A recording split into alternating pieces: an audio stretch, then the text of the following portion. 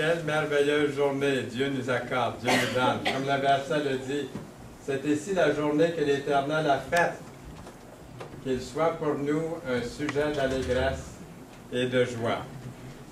Mais le message ce matin est intitulé « La parabole des excuses ».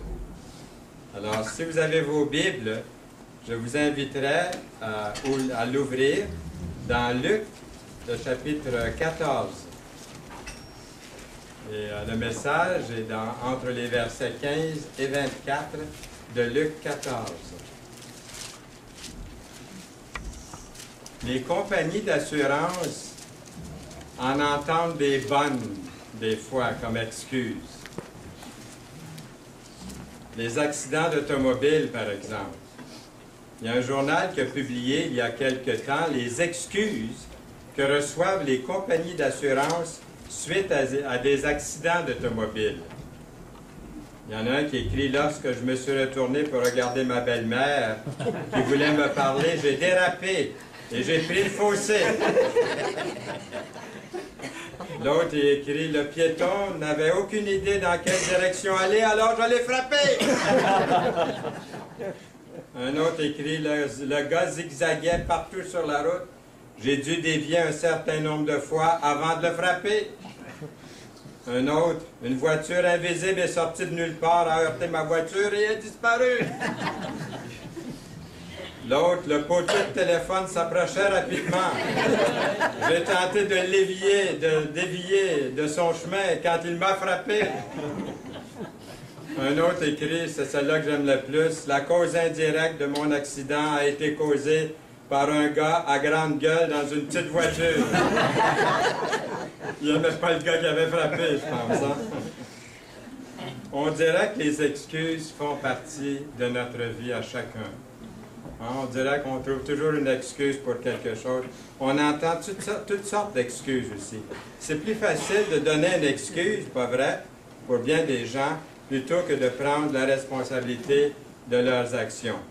Vous vous souvenez peut-être quand une personne politique très très connue, pour ne pas nommer son nom, a avoué avoir pris du pot lorsqu'il était étudiant. Il a répliqué lorsqu'on l'a accusé, « Ah oui, mais je ne l'ai pas respiré. » Vous vous souvenez de ça, hein? Beaucoup veulent blâmer le gouvernement pour à peu près tout. Quelqu'un a dit, « Tout homme a besoin de sa femme. » Car il y a beaucoup de choses qui ne vont pas dans ce bas monde pour lesquelles il ne peut pas toujours blâmer le gouvernement. La Bible n'est pas étrangère aux excuses, à nos excuses, à l'excuse des hommes. Il existe un certain nombre d'excuses classiques trouvées dans la Bible. Aimeriez-vous en entendre quelques-unes? Adam et Ève. Quand Adam a mangé le fruit défendu dans le jardin, il a dit à Dieu, « La femme que tu as mise auprès de moi m'a donné de l'arbre et j'en ai mangé. » Il exagère un peu, hein, manger de l'arbre, c'était un fruit, mais en tout cas, dans Genèse chapitre 3, verset 12, « Et puis Ève a tenté à Lucie de se justifier en disant, « Le serpent m'a séduite et j'en ai mangé. » Dans Genèse 3, verset 13. Un autre exemple, Aaron. Lorsqu'on a demandé à Aaron pourquoi le peuple s'est égaré et a fait un vœu d'or, écoutez bien son excuse, il répond à Moïse, « Je leur ai dit que ceux qui ont de l'or s'en dépouillent, et ils me l'ont donné, et je l'ai jeté au feu, et il en est sorti ce veau. » Comme par hasard, hein, que je rajoute ici. Moïse, lorsque le Seigneur appela Moïse pour conduire les Israélites hors d'Égypte, il a donné comme prétexte à Dieu, « Voici, ils ne me croiront point, et ils n'écouteront point ma voix. » On sait qu'il y avait une difficulté de langage, Moïse. « Mais ils diront, l'Éternel ne t'est point apparu » dans Exode 4, verset 1. Mais avez-vous remarqué que dans chaque cas, Dieu a montré que ses excuses étaient inacceptables.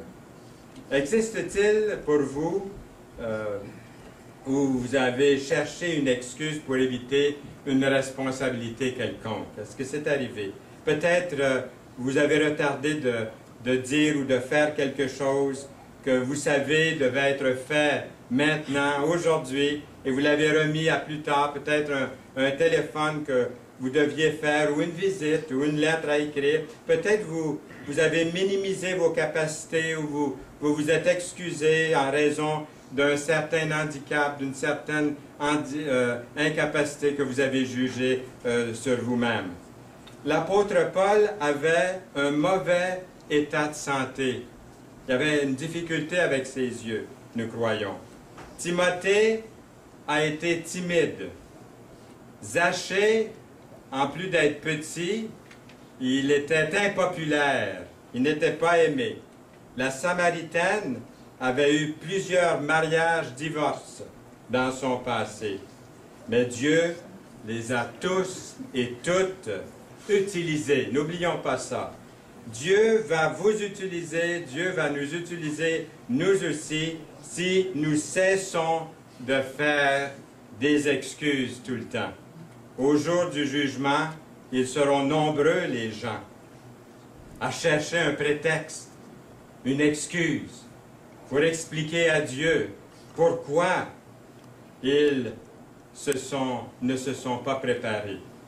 Peut-être des excuses telles que « Seigneur, le conjoint que tu m'as donné, que vous m'avez donné, m'a empêché de devenir chrétien.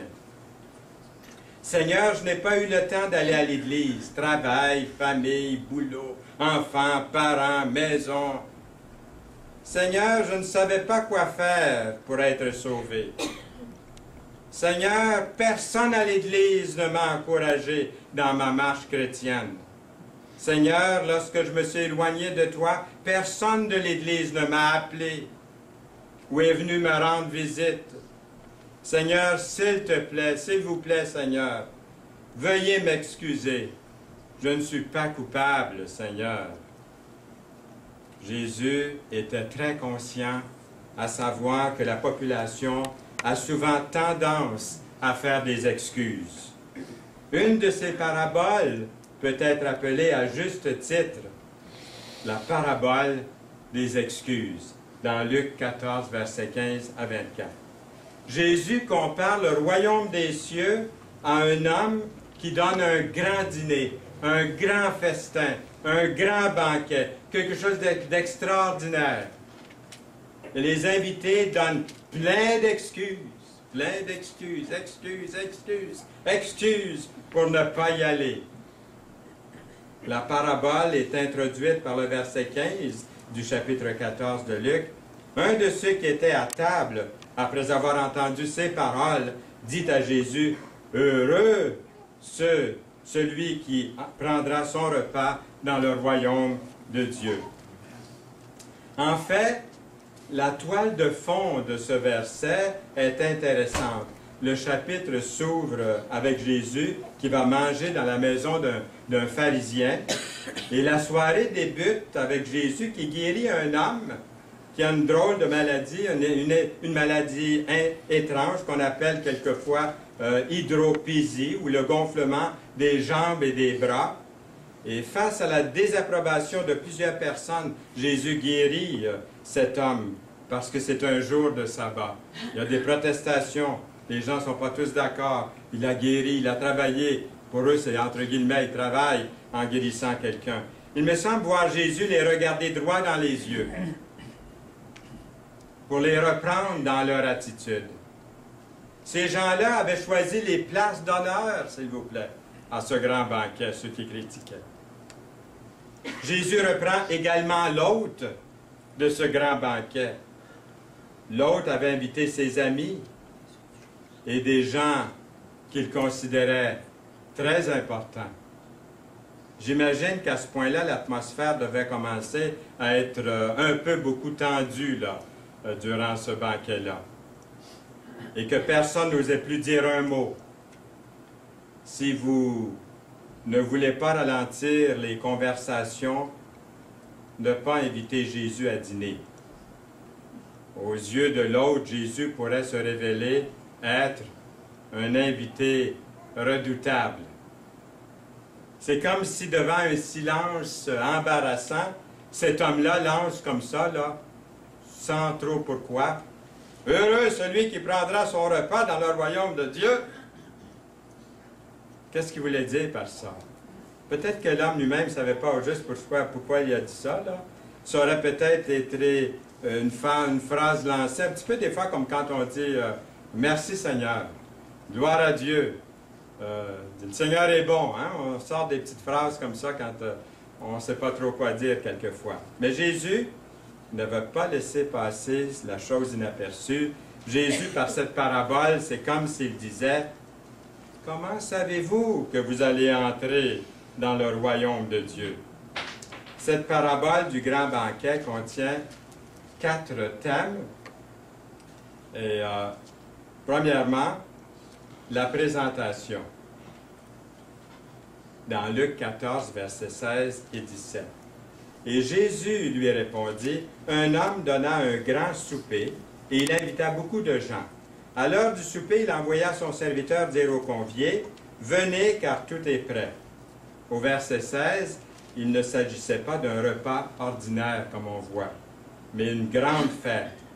Et l'autre aussi, devait être une personne très haut placée dans la société, et c'est tout à fait en accord avec le banquet céleste. J'aimerais faire ce rapprochement ici, où Dieu Tout-Puissant sera l'hôte par excellence. Dieu a préparé un grand banquet, et plusieurs sont invités. Jésus compare le salut à un grand banquet. Notre célébration dans le ciel à la fin de notre pèlerinage sur la terre est décrite comme un grand banquet, une grande fête. Et comme vous savez, les banquets sont des occasions de grande joie. La vie chrétienne est loin d'être comparée à un enterrement, à une famine. Non, la vie chrétienne est comparée, Dieu la compare, il compare à cet homme influent dans cette parabole qui organise une grande fête, un grand banquet. De nombreux invités sont convoqués et donc il devait y avoir beaucoup de préparation à cette grande fête. Lorsque je m'en serai allé, dit Jésus, et que je vous aurai préparé une place, je reviendrai et je vous prendrai avec moi, afin que là où je suis, vous y soyez aussi, dans Jean 14, verset 3. Comme il est écrit, ce sont des choses que l'œil n'a point vues, que l'œil n'a point entendues et qui ne sont pas montées au cœur de l'homme. Des choses que Dieu a préparées pour ceux qui l'aiment. Dans 1 Corinthiens 2, 9. Venez, car tout est prêt. Luc 14, 17. 2 petits mots ressortent du contexte. Tout est prêt. Dieu a fait tout ce qui est nécessaire pour sauver le pécheur perdu. Il a fourni tout ce qui est nécessaire pour que nous puissions assister à cette fête. Il nous a accordé le pardon, la purification des péchés. Dieu nous a donné la paix avec Dieu, la joie et bien plus encore. Tout est prêt. Voici maintenant le temps favorable. Voici maintenant le jour du salut. 2 Corinthiens 6, 2. L'affiche, s'il y avait une affiche à l'extérieur, là, ça pourrait être quelque chose comme « pas d'attente, pas de queue, vous n'attendrez pas, vous pouvez entrer ». C'est pas comme quand vous allez comme chez Score, ou comme quand vous allez dans un restaurant et qu'il y a une longue filée devant les portes. Vous allez pouvoir entrer. Deuxièmement, l'invitation, versets 16 et 17. Lorsque tout est prêt, l'hôte envoie son serviteur dire à ses amis, « L'heure est arrivée, entrez pour souper. » Venez, au verset 17. Dieu a préparé le salut pour un monde perdu. Il envoie ses serviteurs. Il envoie ses serviteurs partout dans le monde, inviter les gens à entrer à l'intérieur. Il fait ça depuis 2000 ans.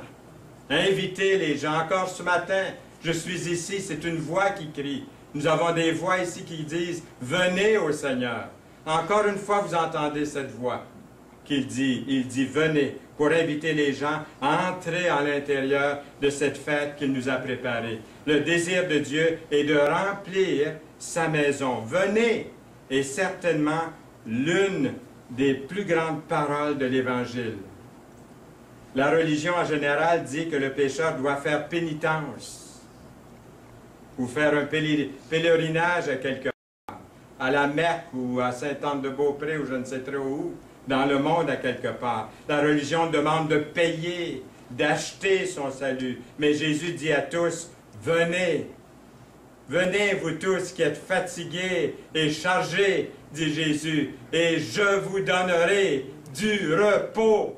C'est un vrai repos qu'il nous donne. Quelle paix, quelle délivrance.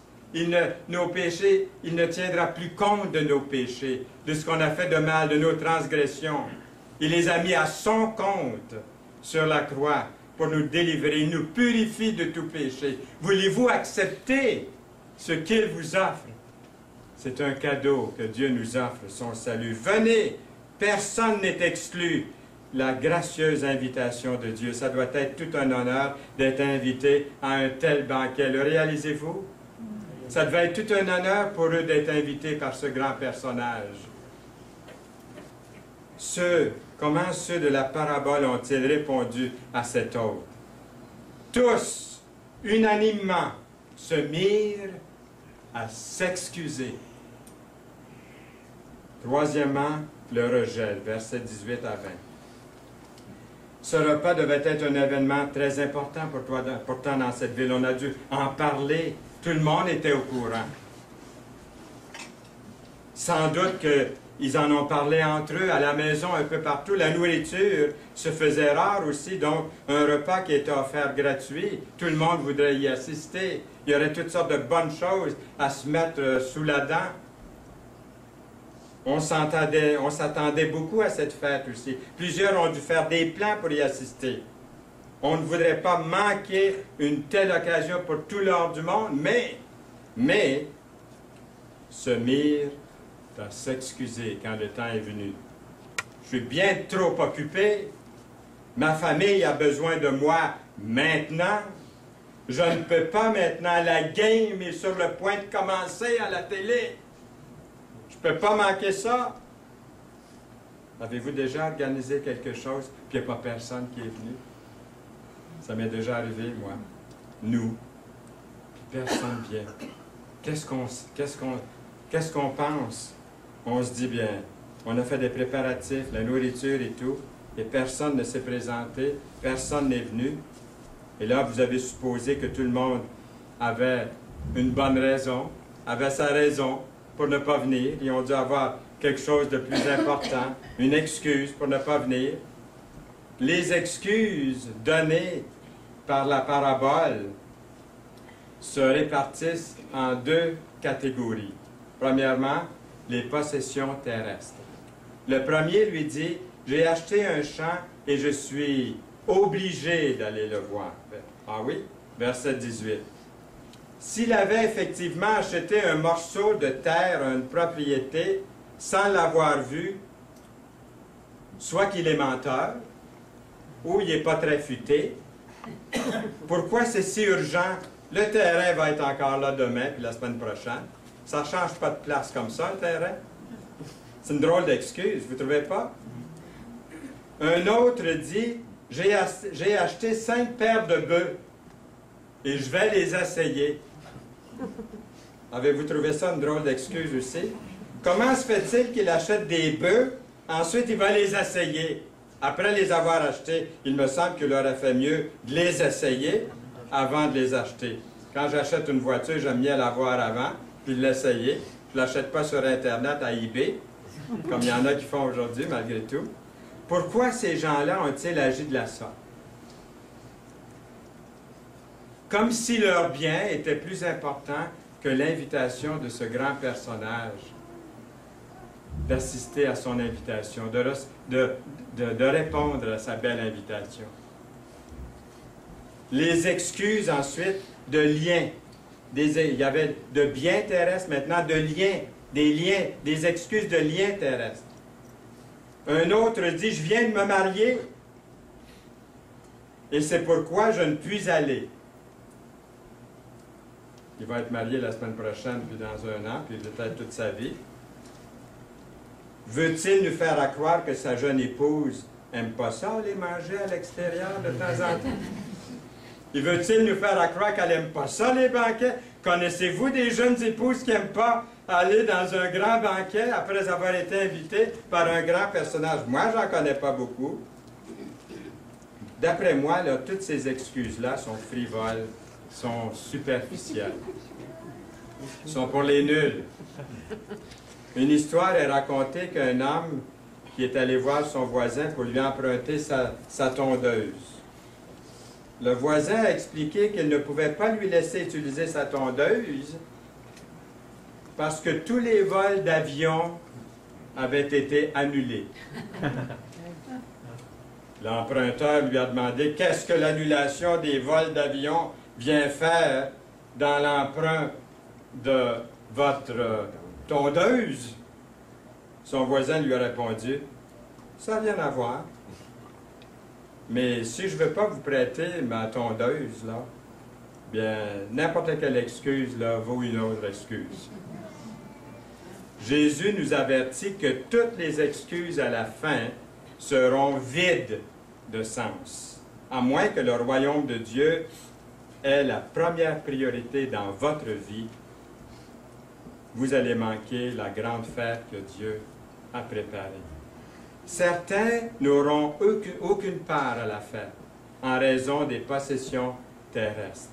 D'autres en raison des liens terrestres. Seigneur, s'il vous plaît, pardonne-moi, ma femme me refusait d'aller à l'église, mais mes parents s'opposaient à ce que je devienne chrétien. Jésus répond, si quelqu'un vient à moi sans me préférer à son Père, c'est-à-dire par comparaison ou par degré de dévotion, à sa mère, à sa femme, à ses enfants, à ses frères, à ses sœurs, et même à sa propre vie, il ne peut être mon disciple. Dans Luc 14, 26. Quatrièmement, la condamnation. L'hôte s'est mis en colère. Les invités au banquet ont rejeté son invitation. Ils ont insulté l'hôte par excellence. On ne pense pas souvent à la colère de Dieu. Et ce n'est pas très populaire ce que je vais dire maintenant. On ne pense pas souvent à ça. Nous avons tendance à mettre davantage l'accent sur son grand amour. Et c'est vrai que son amour est incomparable, est très très grand son amour. Mais ça arrive que Dieu se fâche. C'est ce qu'on voit dans la Bible, que Dieu se fâche. Avez-vous lu la Bible? Vous allez voir que Dieu se fâche des fois. Il est un Dieu d'amour, un amour incomparable. Mais il y a aussi la justice de Dieu. Dieu nous a fait parvenir une invitation. L'invitation de Dieu est pour le salut. Il a fait toutes les préparations nécessaires. Mais que font les hommes de son invitation? Pour la plupart, ils ne répondront pas à l'invitation. Ils aiment mieux se placer du côté de la majorité qui fait plein d'excuses, continuellement des excuses futiles et vides. De cette façon-là, ils rejettent Dieu. Pas vrai? Ils insultent Dieu en faisant ça. Ils attirent la colère de Dieu sur eux. Anciennement, dans la culture du Proche-Orient, c'était très grave de refuser une invitation. On ne refusait pas une invitation. Pour se placer dans le contexte de Luc 14, ceux qui ont été initialement invités, ce sont les Juifs, et désormais, Dieu ouvre la porte à toutes les nations. Autant Juifs que non-Juifs, on n'exclut personne de la société aux yeux de Dieu, du temps du Seigneur. Les païens, maintenant, tous peuvent entrer et recevoir. Le maître de la maison hérité dit à son serviteur, va promptement dans les places, dans les rues de la ville, et amène ici les pauvres, les estropiés, les aveugles, les boiteux. Luc 14, 21. Cette parabole démontre trois enseignements importants. Premièrement, la grâce de Dieu est grande, est assez grande pour atteindre tout le monde.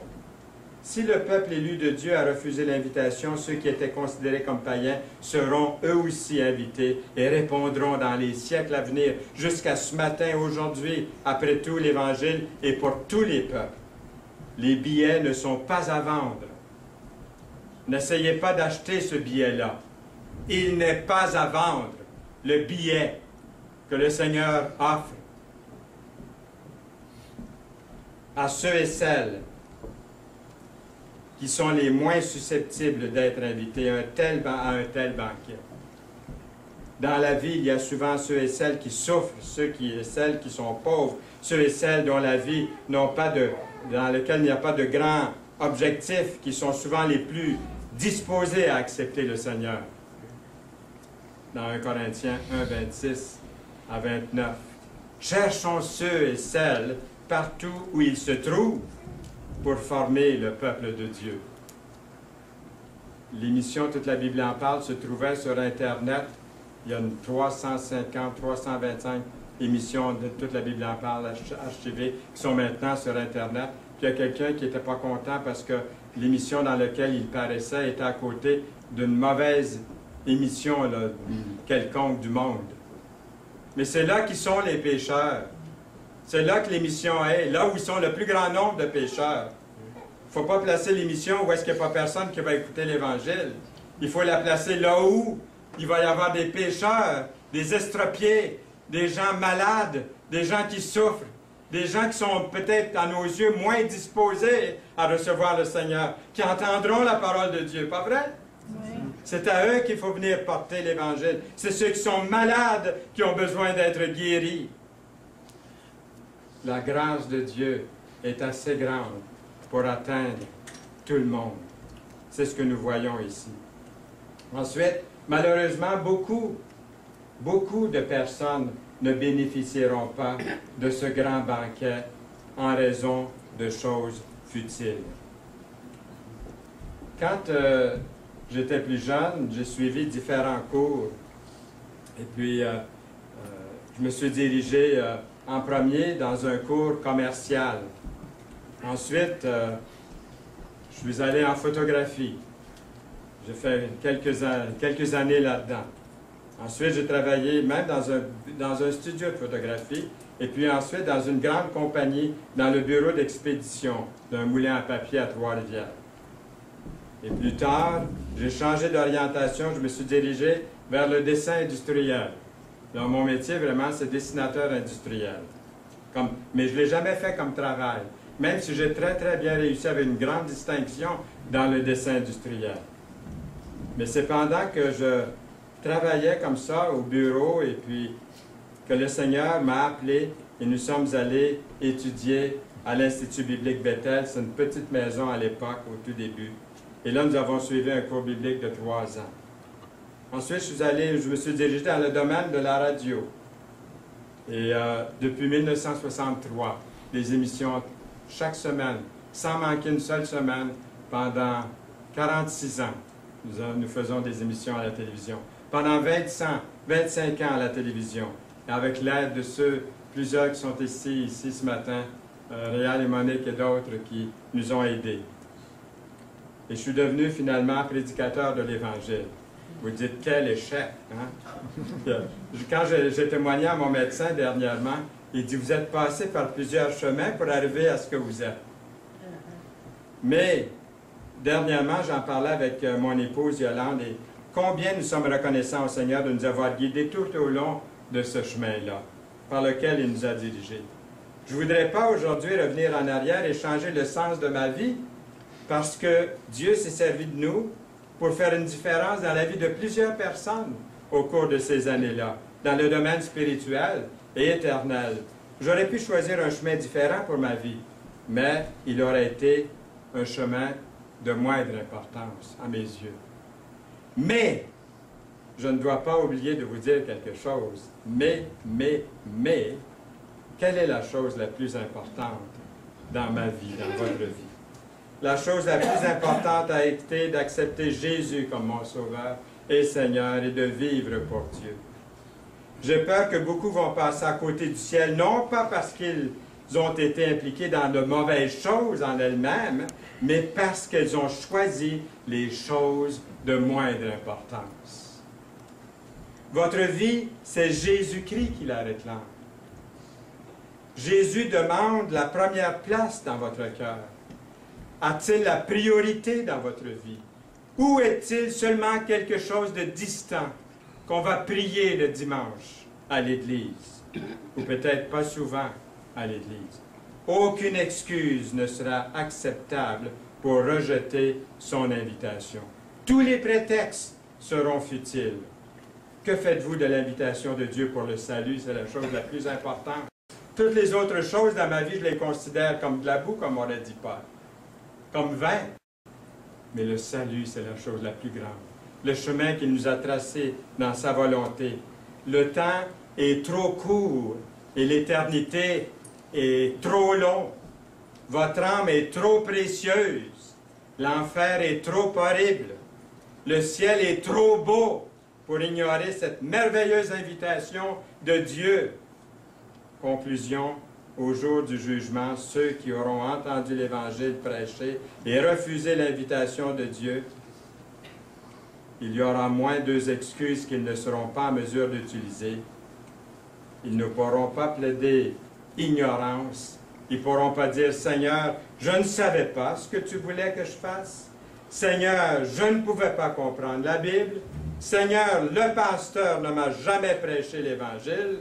Seigneur, il n'a jamais expliqué l'Évangile ou comment je pourrais devenir chrétien. » Si vous êtes ici ce matin, vous ne connaissez pas le Seigneur, vous ne pourrez pas m'accuser non plus, parce que je donne l'Évangile à chaque fois que je prêche, même quand je prêche aux chrétiens, moi je donne l'Évangile. Je dis, les chrétiens ont besoin de réentendre le message. Je ne donne pas juste l'Évangile aux chrétiens. Vous avez vu, il y a d'autres choses aussi pour le chrétien. Mais chaque fois, j'aime apporter l'Évangile parce que j'ai trop vu dans mon expérience, des fois, un enfant qui était assis là. Et 40 ans plus tard, qui vient me trouver et il dit, un jour, j'étais dans l'Assemblée, j'étais dans une famille chrétienne, j'étais à l'école du dimanche, j'étais dans les camps chrétiens, j'avais tout fait ça. Puis un jour, quand vous avez donné un message, j'ai accepté Jésus comme mon sauveur personnel. Ils viennent me... Moi, j'ai vécu assez vieux pour vous dire que 40 ans après, puis 45 ans après, quelqu'un peut venir me dire ça. Et c'est arrivé ce que je vous dis là. Donc, il y a peut-être quelqu'un ici ce matin qui est dans l'ambiance, dans l'atmosphère chrétienne, mais qui n'a jamais pris sa position. Jeune ou vieux, voulez-vous le faire ce matin? Quelle belle occasion, quelle invitation je vous donne de la part du Seigneur. Et si vous êtes un enfant de Dieu, laissez-vous toucher aussi par ce message ce matin. Par cette invitation que le Seigneur nous donne comme chrétiens, comme enfants de Dieu. L'autre excuse qu'on ne pourra pas donner, et premièrement, je dois dire qu'ils ne pourront pas plaider ignorance. Ça, c'est l'étape de la foi. L'étape de la foi. Il est venu dans son propre bien, nous lisons, et les siens ne l'ont pas accueilli. Au verset 12 de Jean 1, mais à ceux qui l'ont reçu, à ceux qui croient en son nom, il a donné le pouvoir de devenir enfants de Dieu. Et dernièrement, je prêchais dans une assemblée à Saint-Jean de Terrebonne. Puis, je ne sais pas si vous connaissez Daniel Gamache. Ah, oui, oui. Il s'en venait à la réunion avec son épouse Solange, puis en route, il dit, « Ce matin, on a un invité spécial, c'est Fernand Saint-Louis qui vient prêcher. » Puis il dit, « Je te garantis qu'il va citer le verset Jean 3,16. » Puis ce matin-là, je n'ai pas cité Jean 3,16 dans mon message. Mais ce matin, je veux le citer parce qu'il m'a rappelé que « Car Dieu a tant aimé le monde qu'il a donné son Fils unique, afin que quiconque croit en lui ne périsse point, mais qu'il ait la vie éternelle. » Un autre beau verset, « Si vous ne croyez pas ce que je suis, dit Jésus, vous mourrez dans vos péchés. » Dans Jean 8, 24. Un autre verset, voulez-vous des versets? « Il n'y a de salut en aucun autre, car il n'y a sous le ciel aucun autre nom qui ait été donné parmi les hommes par lequel nous devions être sauvés. » Acte 4, 12. En voulez-vous un autre? « Car vous êtes tous fils de Dieu par la foi en Jésus-Christ. Vous tous qui avez été baptisés en Christ, vous avez revêtu Christ. » Galates 3, 26 et 27. Se détourner du péché, c'est l'étape de la repentance. La foi, la repentance. Après avoir entendu ce discours, ils eurent le cœur vivement touché, et ils dirent à Pierre et aux autres apôtres, « Hommes frères, que ferons-nous? » Pierre leur dit, « Repentez-vous, et que chacun de vous soit baptisé au nom de Jésus-Christ, à cause du pardon de vos péchés, et vous recevrez le don du Saint-Esprit. » Dans Actes 2, 37. Nous lisons aussi, Dieu, sans tenir compte des temps d'ignorance, annonce maintenant à tous les hommes, en tout lieu, qu'ils ont à se repentir. Dans Actes 17, verset 30. Se déclarer publiquement pour le Christ devant les hommes, c'est l'étape de notre identification avec le Seigneur Jésus-Christ. C'est pourquoi quiconque se déclarera publiquement pour moi, je me déclarerai moi aussi pour lui devant mon Père qui est dans les cieux. Matthieu 10, 32. C'est en croyant du cœur qu'on parvient à la justice et c'est en confessant de la bouche qu'on parvient au salut. Romains 10, 10. Combat le bon combat de la foi, saisis la vie éternelle à laquelle tu as été appelé et pour laquelle tu as fait une belle confession en présence d'un grand nombre de témoins. 1 Timothée 6, 12. Être immergé, c'est l'étape de notre baptême par immersion.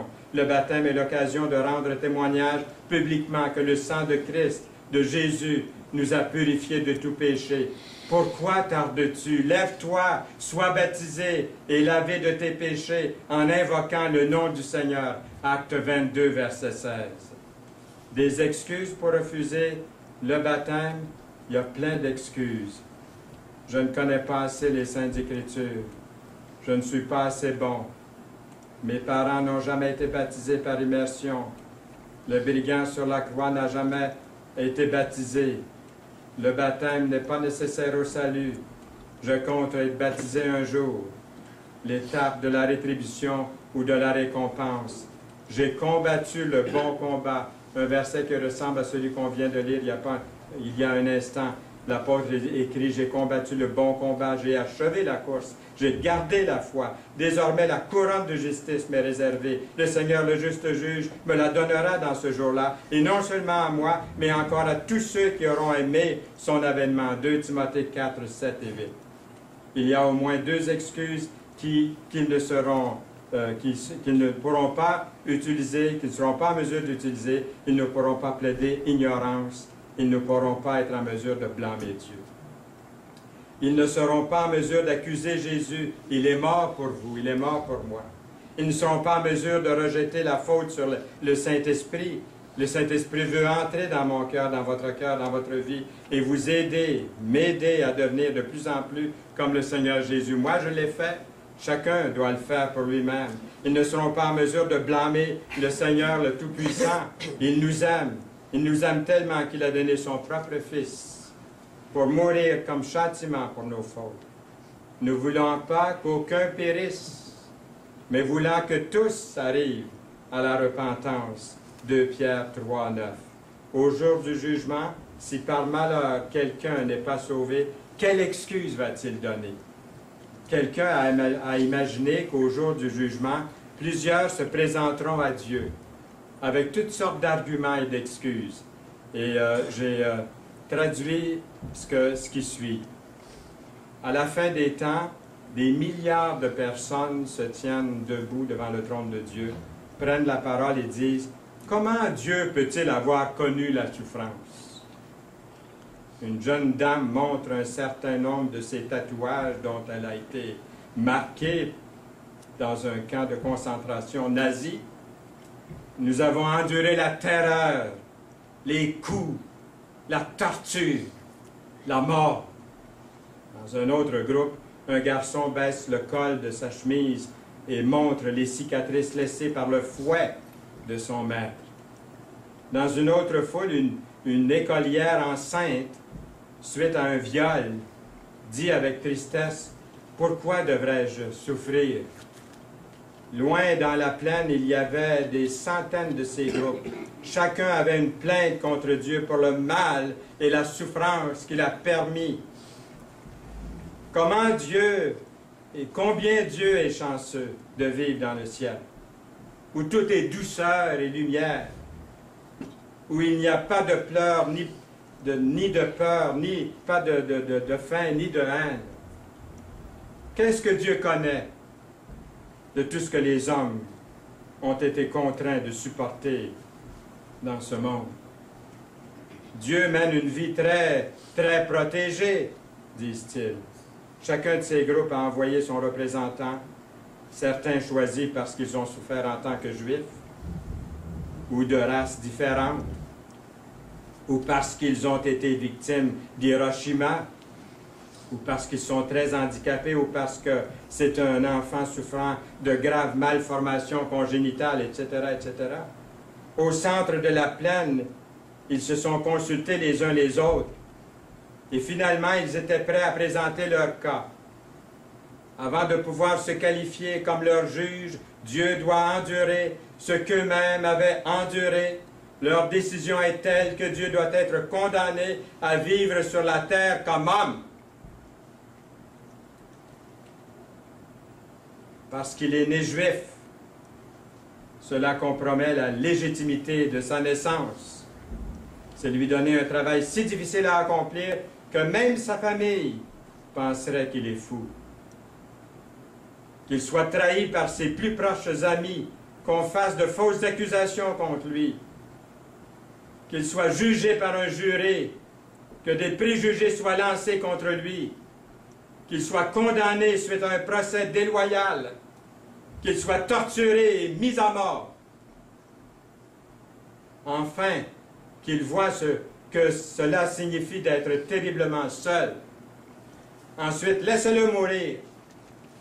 Laissez-le mourir pour qu'il n'y ait aucun doute qu'il est vraiment mort. Qu'il y ait un grand nombre de témoins pour vérifier sa mort. Lorsque la dernière phrase a été prononcée devant cette grande foule réunie, il y eut un long silence. Et personne n'osait lui dire un mot. Personne ne bougeait. Soudain, tous réalisèrent que Dieu, dans la personne du Seigneur Jésus-Christ, a souffert à notre place et a donné, a déjà payé le prix de notre salut. Malheureusement, si quelqu'un est perdu au jour du jugement, ce ne sera pas la faute de personne, mais la leur. Dieu vous a donné à vous et à moi une majestueuse invitation. Qu'allons-nous faire de cette invitation de Dieu? Et ici, je vous offre une prière que vous pouvez faire sincèrement au Seigneur. Faites-la vos propres paroles dans votre cœur, sincèrement à Dieu. Dites-lui, Seigneur Dieu, je te remercie d'avoir rendu possible mon salut. Je te remercie de me pardonner tous mes péchés. Je te remercie de me préparer une place pour vivre éternellement dans ta demeure. Merci de m'avoir donné l'occasion de recevoir ton invitation, de ne pas la refuser. Je ne traite pas ta miséricorde avec légèreté. Je ne raterai pas ton banquet parce que j'étais trop occupé avec des choses de moindre importance. Je suis reconnaissant de ce que tu es en mesure de garder mon salut pour l'éternité et de me donner la possibilité de me tenir debout, irréprochable devant toi, à cause de ce que Jésus a accompli à la croix pour moi.